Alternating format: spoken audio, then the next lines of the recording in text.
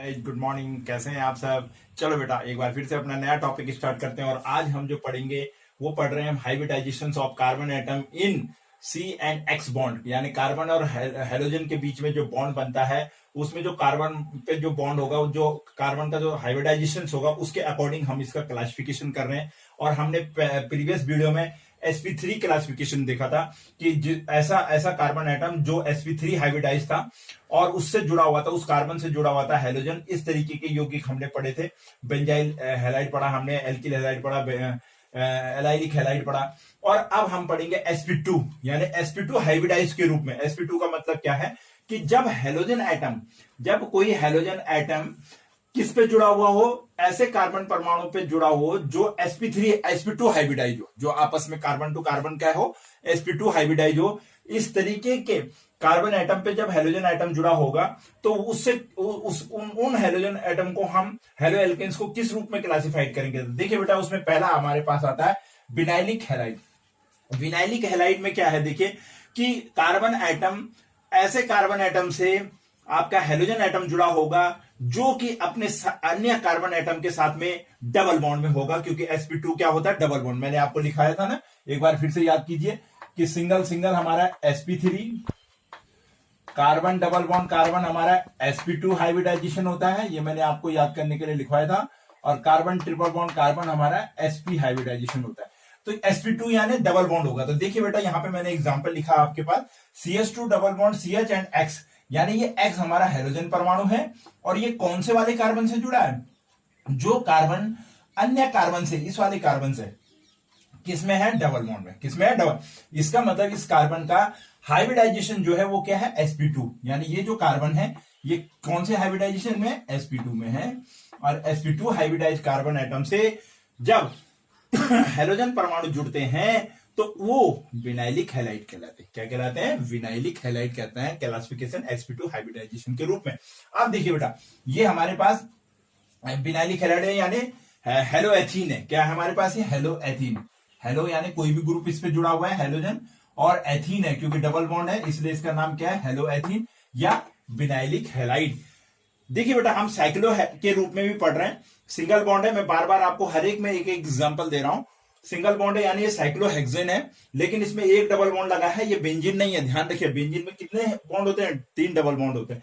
Single है, single जब हम लिखते हैं तो साइक्लोहेक्सेन होती है, एक बॉन्ड लगा दिया हमने तो इट मीन एक डबल बॉन्ड है, यानी ये हमारी क्या है, हेलो साइक्लोहेक्सीन है। इसका नाम क्या है हमारा, अगर मैं यहां पे लिख दूं तो ये हमारी हेलो साइक्लोहेक्सीन है। क्या है ये हमारी, हेलो साइक्लोहेक्सीन 1 है। ठीक है, पहले पहले। अब देखिए बेटा, इस पे ये डबल बॉन्ड है, बाकी यानी यहां पे जो कार्बन है इस पे कार्बन होते हैं, ये आपको बार बार मैंने बताया, आप सभी जानते हैं। यानी ये कार्बन जो है इस अन्य कार्बन से किसमें, डबल बॉन्ड पे जुड़ा है, नीचे वाले से डबल बॉन्ड पे जुड़ा है। तो इट मींस ये जो हाइब्रिडाइजेशन ये कौन सा है हमारे पास, sp2 हाइब्रिडाइजेशन। ये वाला कार्बन क्या है हमारे पास, sp2, इसलिए ये भी क्या है, विनाइलिक हैलाइड है, साइक्लोविनाइलिक हैलाइड, विनाइलिक हैलाइड्स का उदाहरण है। तो ये है बेटा, आपने देखना है जब कार्बन परमाणु से हेलोजन परमाणु जुड़ेगा, लेकिन वो कार्बन परमाणु कैसा हो, sp2 संक्रमित हो, तो हाइब्रिडाइज जो sp2 संकरण उसमें होगा तो वो विनाइलिक हैलाइड कहलाएगा। क्या कहलाएगा, विनाइलिक हैलाइड कहलाएगा। ये इसका नंबर 1 एग्जांपल था। आइए इसी sp2 कार्बन और हेलोजन बंध युक्त यौगिक में एरिल हैलाइड में चलते हैं, यानी एरोमेटिक हैलाइड में। एरिल हैलाइड्स कैसे होंगे, यानी हेलोजन परमाणु एरोमेटिक रिंग पे, ये एरोमेटिक रिंग होगी।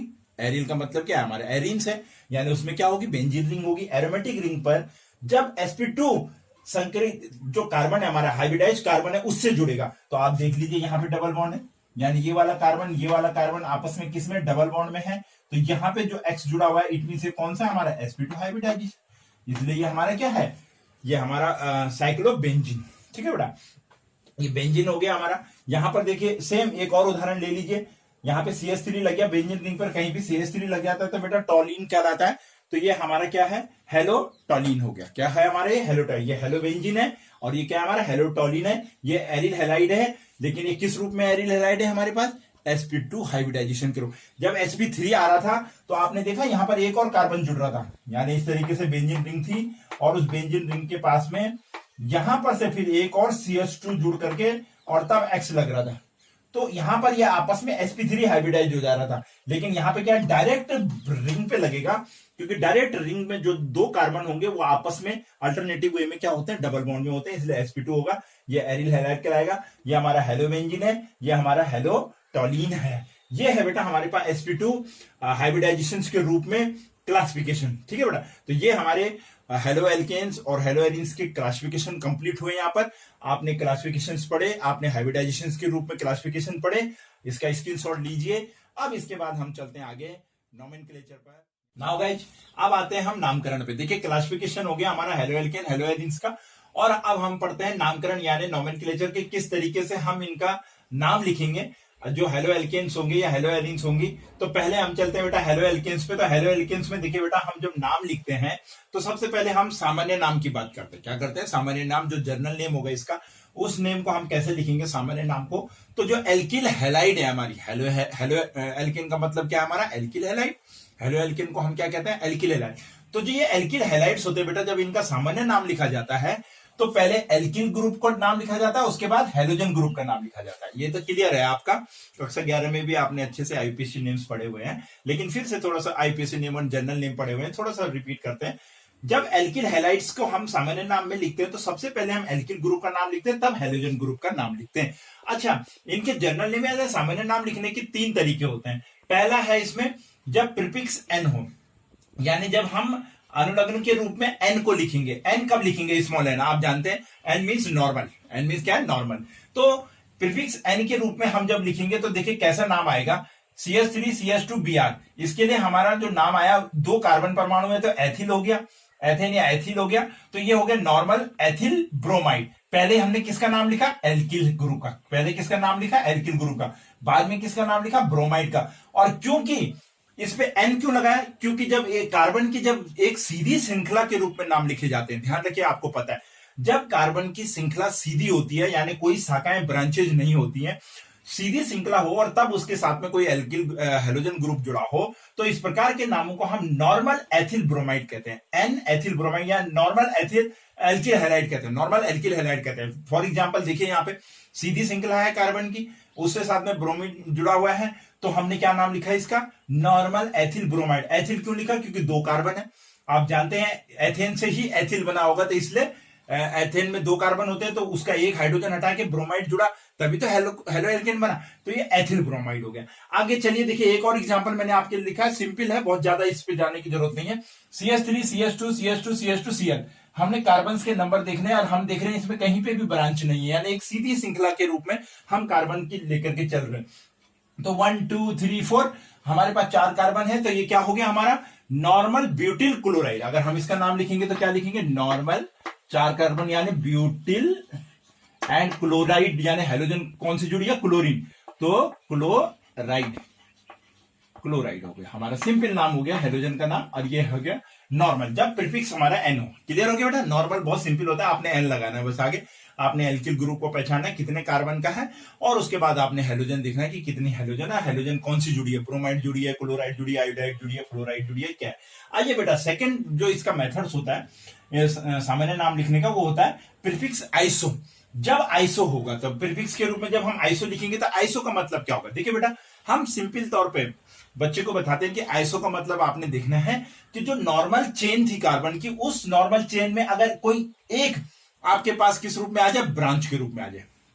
नॉर्मल चेन जो कार्बन की थी, वो चेन जब एक ब्रांच के रूप में आ जाए, सिंगल ब्रांच निकली हो, तो हम उसको आइसो कहते हैं। एक तो ये है ट्रिक कि हम इस तरीके से समझते हैं आइसो का मतलब कि जो नॉर्मल चेन, यहां तो नॉर्मल चेन थी लेकिन यहां पे देखिए एक ब्रांच आ गई, CH3 एक ब्रांच के रूप में निकल गया, शाखा के रूप में निकल गया। जब सिंगल ब्रांच होगी तो हम उसको आइसो कहते हैं, पहला थिंग। दूसरा बेटा, इसको कैसे हम आइसो कहते हैं, जब एक ही कार्बन से, ध्यान रखिए बेटा, कई बार बच्चे कंफ्यूज हो जाते हैं, जब एक ही कार्बन से 2 मैथिल ग्रुप जुड़े हो। देखिए बेटा, एक ही कार्बन से 2 मैथिल, तो एक कार्बन से 2 मैथिल ग्रुप शाखा के रूप में ही जुड़ा होगा।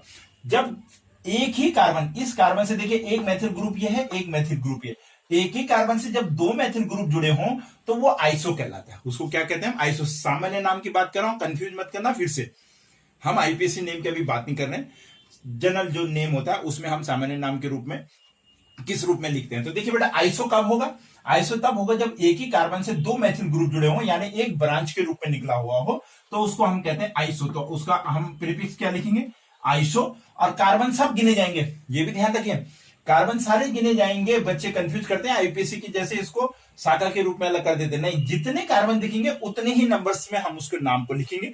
वो शाखा में है या एक शाखा में या डबल शाखा में कहां है, इससे हमें मतलब नहीं होता। 1 2 3 तीन कार्बन है, टोटल नंबर ऑफ कार्बन कितने, 3। तो ये क्या हो गया, आइसो प्रोपिल क्लोराइड।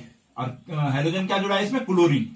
तो क्या हो गया हमारा क्लोराइड, आइसोप्रोपिल क्लोराइड। डन।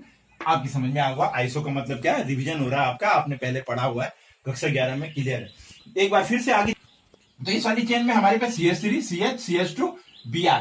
यहां पर भी देखिए बेटा एक ही कार्बन से हमारे दो मैथिल ग्रुप दिख रहे हैं। इस वाले कार्बन से एक मैथिल ग्रुप ऊपर की ओर है, एक मैथिल ग्रुप साइड पे। एक तो ये कंडीशन है। दूसरी कंडीशन क्या है कि नॉर्मल चेन पे आप देख रहे हैं एक ब्रांच निकली हुई है। एक क्या निकली है, ब्रांच निकली है। तो इट मींस ये क्या है, इसका नाम क्या होगा, ये फिर से आइसो होगा, सिंगल ब्रांच है। और कितने कार्बन है, 1 2 3 4 चार कार्बन है। तो कार्बनों की टोटल नंबर 4, 4 को हम क्या कहते हैं, ब्यूटेन, यानी एल्किल में क्या आ जाएगा, ब्यूटिल। तो ये हो जाएगा हमारा आइसो, इसका नाम हो गया हमारा आइसो ब्यूटिल। और ब्रोमाइड क्या जुड़ा है हमारा इसमें, हाइड्रोजन क्या जुड़ा है, bromide, iso butyl bromide. Point is clear. Normal का आपका क्लियर हो गया। आइसो में आपने एक ब्रांच देखनी है। आइए इसका तीसरा नाम क्या होता है, नियो। तीसरा हम किस रूप में लिखते हैं, नियो के रूप में। कई बार हमसे इस तरीके के नोमेनक्लेचर को भी पूछ लिया जाता है और बच्चे कंफ्यूज हो जाते हैं कि ये मैं आईयूपीएससी में लिख रहा हूं या सामान्य नाम पद्धति में लिख रहा हूं। तो देखिए बेटा नियो में क्या होगा, नियो में जैसे कि आप देख रहे हैं कि दो शाखाएं दिख रही हैं आपको, अप एंड डाउन, दो ब्रांच। यहां सिंगल ब्रांच दिख रही थी, यहां पे कितनी ब्रांच दिख रही है आपको, दो ब्रांच। पहली कंडीशन तो ये है कि जब आपको कार्बन की चेन में दो ब्रांचें नजर आए तो आप समझिए वो क्या है, हमारा नियो है, पहली बात। दूसरी बात देखिए, यहां पे मैंने आपको कहा जब एक ही कार्बन परमाणु से दो मिथाइल ग्रुप जुड़े हो, दो मिथाइल ग्रुप जुड़े हो, तो हमने उसको क्या कहा, आइसो। यहां पे देखिए इस कार्बन से कितने मिथाइल ग्रुप जुड़े हैं, 1 2 एंड 3, यानी जब एक कार्बन से 3 मिथाइल ग्रुप जुड़े हो। ध्यान रखिए बेटा, इस तरीके से अगर आप समझेंगे तो ज्यादा अच्छे से आप आइसो और नियो को क्लियर कर पाएंगे। एक ही कार्बन परमाणु से यहां पे देखिए 3 मिथाइल ग्रुप जुड़े हैं, इसलिए इसका नाम क्या होगा, नियो। और इसका नाम क्या है, टोटल कार्बन कितने, 1 2 3 4, नियो ब्यूटिल ब्रोमाइड। इसका नाम क्या हो गया हमारा, नियो। और 4 कार्बन क्या है हमारे, ब्यूटिल एंड ब्रोमाइड। हाइड्रोजन क्या जुड़ी है, ब्रोमाइड। Point is clear. हमने केवल अनुलग्न देखना है, प्रीफिक्स देखना है, नियो लगाना है, आइसो लगाना है या नॉर्मल लगाना है। तो नियो आपकी समझ में आ गया, एक कार्बन से 3 मिथाइल ग्रुप यानी दो शाखाओं के रूप में होंगे, सिंगल शाखा के रूप में आइसो होगा। यहां पे देखिए, यहां पे भी इस कार्बन से 1 2 3 जुड़े हुए, या आप ये कहिए कि ये कार्बन चेन पे दो मिथाइल ग्रुप शाखाओं के रूप में, दो मिथाइल, एक ऊपर और एक नीचे, सिंपली। तो इसको हम क्या कहेंगे, नियो कहेंगे। लेकिन कार्बन का नंबर काउंट करेंगे, 1 2 3 4 5, 5 कार्बन है, यानी पेंटेन से बना होगा ये, तभी तो इसका ब्रोमीन जब जुड़ा होगा तो हाइड्रोजन हटा, तो ये पेंटाइल हो गया हमारा, क्या हो गया, नियो पेंटाइल ब्रोमाइड। यहां पे मैं नाम लिख रहा हूं बेटा इसका, neo pentyl, neo pentyl bromide, bromide. ये है बेटा आपके पास सामान्य नाम पद्धति। सामान्य नाम पद्धति के अकॉर्डिंग 3 प्रकार से हम सामान्य नाम लिखते हैं हेलो एल्केन्स के या एल्किल हैलाइड्स के, प्रीफिक्स एन के रूप में, प्रीफिक्स आइसो के रूप में, प्रीफिक्स नियो के रूप में। ध्यान रखिएगा, नॉर्मल नाम तो आपके समझ में क्लियर आ जाएगा, बट आइसो के लिए आपने एक ब्रांच देखनी है, नियो के लिए आपने 2 ब्रांच देखनी है ब्रांच के रूप में, या आइसो के लिए आपने हेलो एल्केन्स में कार्बन परमाणु से 2 मिथाइल ग्रुप जुड़े हुए देखने, और नियो के लिए आपने कार्बन परमाणु से 3 मिथाइल ग्रुप जुड़े हुए देखना है। जहां पे भी कार्बन परमाणु से 3 मिथाइल ग्रुप जुड़े होंगे आप उसको नियो करेंगे, प्रीफिक्स क्या करेंगे, नियो। जैसे ये हमने किया, neo butyl bromide, neo pentyl bromide. ये है बेटा आपके पास नोमेनक्लेचर, सामान्य नाम हेलो एल्केन्स का। इसका स्क्रीनशॉट लीजिए। आगे बढ़ते हैं आईयूपीएसी नेम पे। नाउ गाइस, अब आते हैं हम आईयूपीएसी नेम में, the very important one, IUPAC name. वैसे आपको आईयूपीएसी नेम आपके क्लियर है, लेकिन एक बार फिर से आप ये देखिए रिकॉर्डिंग हो जाएगी, आईयूपीएसी नेम किस प्रकार से हम हेलो एल्केन्स के लिखते हैं। देखिए बेटा, सबसे पहली बात, जो एल्किल हैलाइड्स होते हैं, जब किसी एल्किल ग्रुप पे हमारा हाइड्रोजन ग्रुप जुड़ता है तो हम उसको एल्किल हैलाइड कहते हैं। लेकिन आईपीएसी में वही एल्किल हैलाइड हमारा हेलो एल्केन कहलाता है। हम आईपीएसी नेम में एल्किल हैलाइड को क्या लिखते हैं, हेलो एल्केन लिखते हैं, पहली बात। दूसरी बात, क्योंकि हमारे एल्किल ग्रुप से क्या जुड़ता है, हेलोजन ग्रुप जुड़ता है। तो आप जानते हैं कि हेलोजन क्या है हमारे, फ्लोरीन, क्लोरीन, ब्रोमीन, आयोडीन, ठीक है बेटा। और आप जानते हैं कि जब हम आईपीएसी नेम लिखते हैं इनका, तो हम वहां पे तो हम साधारण नेम में क्लोराइड, ब्रोमाइड, आयोडाइड लिख रहे थे। यहां पर हम क्या करते हैं, आईपीएसी नेम में इनको हम क्या लिखते हैं, फ्लोरीन को फ्लोरो, क्लोरीन को क्लोरो, ब्रोमीन को ब्रोमो, आयोडीन को आइडो लिखते हैं। ये इनका हमारा क्या होता है, आईपीएसी नेम में इनके नाम लिखे जाते हैं। अब आती है बात कि हमें आईपीएसी नेम लिखना है माना किसी का, तो हमारे पास एक एल्किल ग्रुप होगा, एक हमारे पास हेलोजन ग्रुप होगा। तो जो एल्किल ग्रुप होता है वो हम एल्केन होता है, वो क्या होता है हमारा, एल्केन होता है। तो हम एल्केन के अकॉर्डिंग उसका नाम लिखते हैं। और जो हेलोजन ग्रुप होता है उसको हम क्लोरो, ब्रोमो और आइडो के रूप में लिखते हैं। ये क्लियर है, पहली बात। दूसरी बात बेटा, आईपीएसी नेम के वैसे तो बहुत सारे नियम है, मैंने आपको बहुत सारे इससे पहले कक्षा 11 में पढ़ाए भी हैं। लेकिन आप देखिए आईपीएसी नियम में जो सबसे पहली बात हमें ये देखनी पड़ती है कि कार्बन की चेन सबसे लंबी बननी चाहिए। जब भी हम कोई सा भी आईपीएसी नेम लिखते हैं तो उसमें क्या देखते हैं कि कार्बन क्या होना चाहिए, लंबी से लंबी श्रृंखला कार्बन की बननी चाहिए। पहला चीज हम ये देखते हैं। दूसरी चीज हम ये देखते हैं कि उससे कौन सा फंक्शनल ग्रुप जुड़ा हुआ है, फंक्शनल ग्रुप कौन सा जुड़ा हुआ है, क्रियात्मक समूह क्या है उससे लगा हुआ है, वो देखते हैं। तीसरा हम देखते हैं, हम उसमें काउंटिंग करते हैं, नंबरिंग करते हैं। तो नंबरिंग हम कौन से कार्बन की तरफ से करते हैं, हम ऐसे कार्बन की तरफ से नंबरिंग करते हैं जहां से फंक्शनल ग्रुप नजदीक हो। फंक्शनल ग्रुप नहीं, फंक्शनल ग्रुप मीन्स जैसे हेलोजन एक फंक्शनल ग्रुप है, आगे आप देखेंगे अल्कोहल एक फंक्शनल ग्रुप है, फिनॉल एक फंक्शनल ग्रुप है, ईथर एक फंक्शनल ग्रुप है, कार्बोक्सिलिक अम्ल एक फंक्शनल ग्रुप है, या double bond, triple bond functional group के रूप में होते हैं। तो जहां से भी ये नजदीक होगा कार्बन में, हम वहां से उस कार्बन पे काउंटिंग करते हैं। ये 3-4 मुख्य बातें होती हैं और ये हमें प्रैक्टिस के साथ क्लियर हो जाता है। जब हम बहुत सारे आईपीएसी नेमों को करते हैं तो हमारी प्रैक्टिस हो जाती है। आप देखिए बेटा, जैसे साधारण सा एक मैंने यहाँ पे नाम लिखा हुआ है। सबसे पहले हम इसमें ये देखेंगे कार्बन की चेन सीधी है, ठीक है, शाखाएं कुछ नहीं है। तो शाखाएं होती तो फिर हम काउंटिंग उस हिसाब से करते, पहली बात। दूसरी बात, हम ये देखेंगे कि इसमें जो फंक्शनल ग्रुप है वो क्या है। हमको पता लगा इसमें फंक्शनल ग्रुप ब्रोमीन है, यानी हेलोजन है, हेलोजन है, पहली। दूसरी बात, तीसरी बात हमने क्या देखनी है कि ये जो हेलोजन है ये नजदीक कहां से है इस कार्बन की चेन पे। तो आप देखिए, हम यहां से काउंटिंग करेंगे तो 1 2 3, यहां से तीसरे कार्बन पे लग रहा है हमारा क्या, ब्रोमीन। लेकिन अगर हम यहां से काउंटिंग शुरू करते हैं 1 2 3, तो हमारे यहाँ पहले ही कार्बन पे क्या जुड़ा हुआ है, हेलोजन ग्रुप यानी ब्रोमीन जुड़ा है। तो हमारे लिए आईपीएसी नेम को लिखने का तरीका क्या है, जहां से फंक्शनल ग्रुप नजदीक हो। तो फंक्शनल ग्रुप तो यहां से पहले कार्बन पे और यहां से जाएंगे तो तीसरे कार्बन पे। तो हमारा इसका आईपीएसी नेम क्या होगा, देखिए बेटा, पहले कार्बन पे क्या है हमारा, ब्रोमीन, पहले कार्बन पे क्या है। और आईपीएसी नेम में वहां पर हम हैलाइड को, हेलोजेंस को बाद में लिख रहे थे सामान्य नाम में, आईपीएसी में हम इनको पहले लिखते हैं। इनको क्या कर लिखते हैं, पहले लिखते हैं, जो फंक्शनल ग्रुप इसके साथ में जुड़ा होता है। अब देखिए कैसे, ये ब्रोमीन जब इस कार्बन श्रृंखला में जुड़ा होगा तो इसको हम पहले लिखेंगे। तो ये इसका नाम क्या होगा, देखिए, पहले कार्बन पे ब्रोमीन है तो 1 ब्रोमो, 1 ब्रोमो। और देखिए कितने कार्बन है, 1 2 और 3, 3 कार्बन क्या होता है हमारा, प्रोपेन। 3 कार्बन क्या होता है, प्रोपेन। तो 1 ब्रोमो प्रोपेन, प्रोपेन, इसका नाम क्या हो गया, 1 ब्रोमो प्रोपेन। क्लियर बेटा। इस तरीके से हम आईपीएसी नेमों को लिखते हैं। CH3 CH2 CH2 Br का क्या है हमारा, 1 ब्रोमो, यानी पहले कार्बन पे हमारा ब्रोमीन जुड़ा हुआ है और 3 कार्बन होने के कारण क्या है, ये हमारा प्रोपेन है। ठीक है बेटा। देखिए इसी प्रकार से अगर एक और करें, CH3 CH2 CH CH3, अब यहां पर अगर हम ब्रोमीन जोड़ दें या क्लोरीन जोड़ दें तो आपकी बार देखिए इसका नाम क्या होगा। आपकी बार फिर से आपने देखना कार्बन चेन सीधी के सीधे 4 कार्बनों की चेन बनती है, पहली बार। दूसरी बार अब हमने देखना फंक्शनल ग्रुप, यानी इसमें क्या जुड़ा, हेलोजन के रूप में कहां जुड़ा हुआ है, क्लोरीन है। अब ये कहां से नजदीक पड़ रहा है, 1 2 3, इधर से चलते हैं तो तीसरे कार्बन पे, लेकिन अगर हम यहां से चलेंगे तो 1 2 दूसरे कार्बन पे। इसका मतलब सही काउंटिंग आईपीएसी के अकॉर्डिंग कहां से होगी, जहां से फंक्शनल ग्रुप नजदीक होगा। कार्बनों की संख्या कितनी, 4। 4 कार्बन क्या होते हैं हमारे, ब्यूटेन होता है। 4 कार्बन क्या होता है, ब्यूटेन। तो हम दूसरे कार्बन पे क्या हमारा, क्लोरीन है, तो हम इसका नाम क्या लिखेंगे, 2 क्लोरो ब्यूटेन, 2 क्लोरो ब्यूटेन। इसका नाम क्या हो गया बेटा हमारा, 2 क्लोरो ब्यूटेन। क्लियर हो गया। 4 कार्बन के कारण ब्यूटेन, दूसरे कार्बन पर क्लोरीन, इसलिए 2 क्लोरो और ब्यूटेन हो गया। ठीक है। अगर इसी को हम इस तरीके से भी लिख सकते हैं, देखिए बेटा, अगर हमारे पास एक और फंक्शनल, एक और आईपीएसी नेम हो,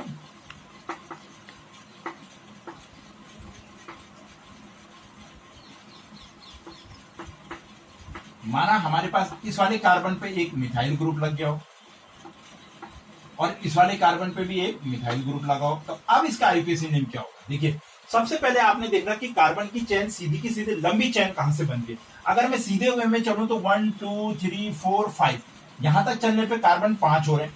1 2 3 ऊपर को चलता हूं तो 4 हो रहे हैं।